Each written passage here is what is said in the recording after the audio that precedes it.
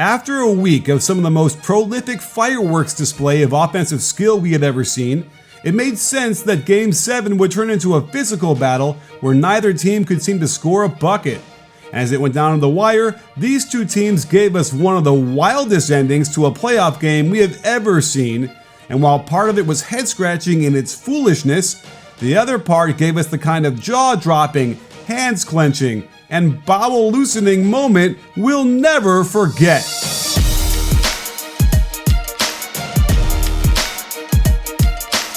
There were some key runs in this game to examine the seesaw back-and-forth nature of this game. To start the second quarter, the Nuggets blew it open, and honestly, it felt like the second half would just be a needless exercise as the blowout unfurled. Off this missed free throw from Morgan, it leaves Grant on the ground, so it's a 4-on-5, and yet Niang takes too long to get near his man, and then takes a weird angle into the lane. These kinds of mistakes can't happen in a Game 7, and Harris makes him pay. Up 11, the Jazz decide they're not going to let Murray go off like he had been through the first 6 games. So they show a 2-on-2 trap at half court. This was going fine for them until Niang does a poor closeout, gets spun around, and now Porter Jr. is attacking the rim strong and somehow, after taking the clothesline, still hits the shot on the way down. While Jordan Clarkson played well the entire series, he's still prone to taking bad shots at inopportune times. Down 12 and needing something good, Mitchell gets middle and with this fake gets Murray going to Ingles. Credit the hustle of Harris to get there, but I suspect shooting that shot was the best decision. Harris continued his fantastic defensive game by harassing Clarkson into a wild block shot, leaving him on the ground behind him. In picking up their men, the Jazz didn't seem to realize they were a man short. O'Neal should have been the guy picking up Torrey Craig, despite his man being Jamal Murray. You'd much rather take a chance with an open 3 than an open dunk. Another example of a mistake you simply can't commit in a Game 7. Nice lefty pass off the dribble and it's a 14-point lead and climbing. The Jazz called timeout so they could set up a play to yield a good shot and get them back in it. However, they completely screw this up. It looks like Ingles is confused and Clarkson is upset that he's there and gestures again before indicating his displeasure. Not executing an after timeout play simply can't happen in a Game 7, and yet they still get an excellent shot off the ball screen from Mitchell, but he floats it up and off the rim. They put Conley back in the game, and Jokic passes up a look to hand off to Porter, who struggled to make shots. Good contest from Rudy results in an air ball, and now Conley outlets deep down court to Clarkson, who catches Craig a step behind, and the nice finish plus the and one. Another rip screen for Jokic on the left side is designed to post him up and invite the double team. Check the cool rotations. Clarkson doubles from his man out top, Conley lets his man cut through and picks up Clarkson's man, and while O'Neal is supposed to split the difference between the two weak side players and close out to the first pass, he gets faked by Grant and it leaves the corner open, but Morris can't hit it. Check the swim move by Jokic to get position and the offensive rebound, and this again becomes a post up for Nikola on that left block. And this time, the Grant cut confuses the defense as O'Neal picks him up but doesn't communicate that to Clarkson, and it leaves Porter Jr. with a wide open corner 3-ball. With the game starting to get completely out of hand, I just don't know why they'd have Conley run the point and not Mitchell. He gets the Mitchell ball screen, tries to turn the corner on Morris, but look where Porter Jr. comes from on the weak side to block this shot. The correct play would have been to jump in the air, hovering out of bounds, and fire a pass to the wide open corner.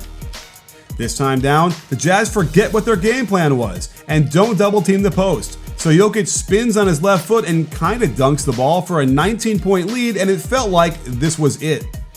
However, in the third, the Jazz hit back, but not until after Jamal Murray hits this tough 3 going to his right to get the lead back to 19. The ability to hit such a long shot while going to his right is a testament to his immense skill, honed by attending PGC's camps. And you can learn the very same techniques he did by signing up now as either a player or a coach. PGC offers in-person and online courses that will focus on increasing your shooting accuracy and range, improve the speed of your release, and most importantly, build and protect your confidence. Click on the link below for even more information and set yourself on a path to becoming a player every other team fears from downtown or in the pick and roll, as the Jazz run the Mitchell Ingles ball screen out top. and the Nuggets do a great job right until Mitchell expertly splits the defense. Great hands by Jokic to deflect the pass for a surefire dunk, and then Jamal almost gets a steal himself on this deflection, but when in doubt, give it to Mitchell and let him figure it out. And figure it out he does, with this crazy tough drifting out of bounds floater. The Jazz break into some freelance offense until they get Ingles dribbling towards Mitchell. The handoff catches Millsap too low and Grant chasing a step behind, and that's all the room Donovan needs to nail a three. Down 12 and the momentum completely out of the Nuggets' sails, they run Conley over to Mitchell to set the ball screen. We get another round of Mitchell versus Murray and fantastic defense, better offense, and the twisting floater cuts the lead to 10. Watch the hesitation as he jabs the right foot and adds a head fake, then plants the left foot in the direction of the half-court line before extending his steps to find a sliver of daylight to release this shot. And when Murray dribbles it off his foot, it's a race down court. Conley gets there with plenty of time to get back behind the arc, and this swish cuts the lead to 7. Back and forth these two teams went, and it was a titanic struggle for the ball to find the net, until we get to under 2 minutes with a tie score. We get Mitchell on Murray. They're exhausted at this point, and it's just a straight pull-up from 15 feet and the very rare bank shot off the dribble for a 2-point lead. Now, remember how I've been saying the Jazz offense is at its best when Mitchell is the ball-dominant guard. So why is Mike Conley getting the Gobert ball screen? He promptly gets stripped with a great swipe by Jokic, and with scoring at such a premium, you can't afford to turn it over here. The Nuggets go to their old standby by bringing Gobert out in the pick and roll, and while he does a good job to stay between Murray and the basket, watch how Murray dribbles the ball and then elevates immediately in the left foot. This catches Gobert by surprise and enables Murray to quick release this layup off the glass and in for the first nail in the coffin. It was astounding that they go again with Mike Conley running point and leaving Mitchell standing on their wing watching, but it did work out well for them as the pocket pass gets O'Neal going to the hoop, and Jokic, worried about the pass to Rudy, gets O'Neal all the way to the rim for the layup. This also made zero sense to me. The Jazz intentionally have Conley guarding Grant, and they get away with it when two players rotate over to help on the post-up, and the Nuggets give up on it way too quick. Great defense the rest of the way hounds Murray into a terrible decision, passing instead of shooting, and the Jazz look to take control. Utah correctly goes back to Mitchell running the show, and as he dances back around the ball screen, Murray hedges to keep Mitchell from turning the corner until Harris can get back in position. Grant correctly stays with his man in the corner and jabs in the direction of the ball, while Plumlee rotates over as the lowest man and Craig sinks to cover Rudy. This would have been perfect had Murray closed out properly, but he jumps by Conley, allows middle, and now two defenders jump to the ball when they only needed one. They force the reset and get in position, right until Murray again gets beat easily by Conley. There was no reason for Plumlee to help on this. Craig was in great position, and it allows the lob to tie the game. Why the refs did not call this foul, I have no idea. In a perfect 2-for-1 situation, the Nuggets are in great shape, and of course they turn to the old Murray-Jokic pick and roll. This didn't get them anywhere, and as the clock ticks down, Jokic challenges Rudy with another lefty drive. This quickly turns into a post-up, and on the second step through, Jokic finds enough room to toss up a fadeaway hook over Rudy and into the basket. Oh, and FYI, check the ref counting the 3 seconds Jokic has allotted while in the lane. Yeah, that's a little interesting. Down 2 with 2 timeouts left, the Jazz need to get the best shot they can as quickly as they can to extend the game. Their intention was to run Donovan into the backcourt for an easy pass, but because they didn't execute this properly at all, no one screens from Mitchell, and they have to waste their last timeout. This is the kind of stuff you really have to wonder about, folks. What is going on in their huddle?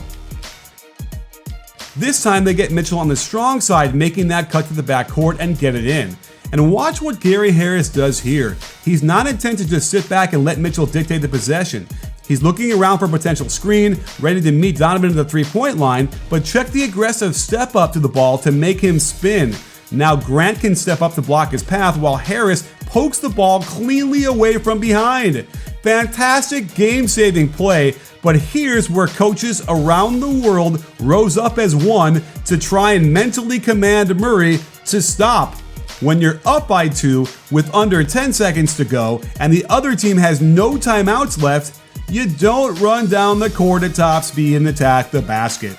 You pull it out, run a few more seconds down, and make the defense follow you and make your free throws. At the very least, you'd be back in position to defend in case you missed one or both of the free throws. But Murray does the unthinkable, which just about works, until Torrey Craig blows the layup with some pressure from Conley, and here's where the basketball gods decided to punish the Nuggets a little bit. With 4 seconds to go, there's a scramble. Gary Harris inexplicably runs right by Conley, allowing him to get to the three-point line for an open look. Now, this shot looks ugly. He has little control of his forward momentum. It almost looks like he's shooting a floater, and yet the ball is up, it's on its way, and just misses going in for the win in what would have been the most epic, crazy, insane ending to a 7-game series ever. But instead hides the fact that Jamal Murray easily could have been the one on the ground wanting to hide for being the guy who lost the series for the Nuggets on that last play.